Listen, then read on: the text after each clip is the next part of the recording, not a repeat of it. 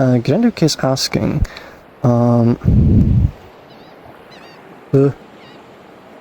how confident are you with the work you've done on Splittening so far?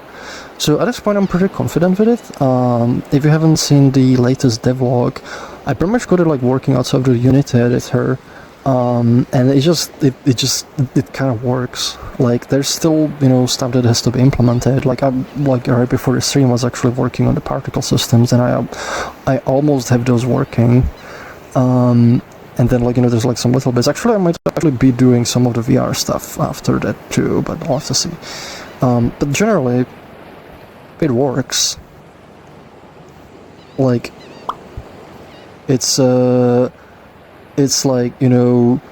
it's pretty much like past the phase like where I would be worried like, is this gonna work at all? Like is this like is this like gonna hit some like weird unexpected roadblock that's just gonna make the whole thing fall apart. And like I know like that's not gonna happen at this point now, because the stuff is generally working, and most of the work I've been kind of doing is just implementing more of the things that need to be proxied for rendering, and implementing more things for the input system. So it is just gonna it's almost like when you start a project, like it's like this big cloud of unknown, and you don't know where anything will go, and it's just everything's floating everywhere. And you kind of start working on it, you start putting pieces together, and then it's sort of like you hit that point where it starts crystallizing, and now it starts forming a pattern, and everything kind of nucleates and kind of falls in place. And that's kind of how it's been going for quite a while now with the thing. So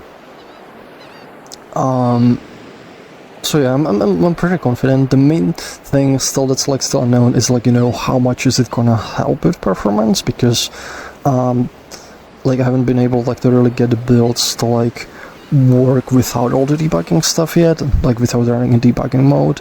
I did there's a benchmark that somebody sent me, and I ran it with the debug mode, but when even .NET 9, when it's running in the debug mode, it's actually compiled without optimizations to the code. It's compiled with a lot of instrumentation. So there's a lot of things where it's waiting for breakpoints, and there's gathering data about the runtime, and that's adding a lot of overhead too. And on top of that, I'm also logging literally every message that's happening. And even with the message, sometimes I will log every individual operation, this material is being updated to this material is being updated to this, and it's being logged all the time. So with that, it doesn't really give you representative performance, and the focus has been just kind of getting stuff to work. And I'm still yet to get to the phase where I'm okay, I'm just gonna remove all of that, and I'm gonna let it run and see how it runs. And I don't know how fast it's gonna be running, and right now the feeling is this should be better. But actually the other thing is also another big thing is that the actual loop, I'm just using a loop that's made more for the headless, that has its own frame pacing that's set to 60 frames a second. And then the Unity has its own loop, and now those two are kind of trying to do a thing. I need to actually write a proper render loop that is not gonna try to keep its own frame pacing. It's just gonna let it be driven by the renderer when the render is active.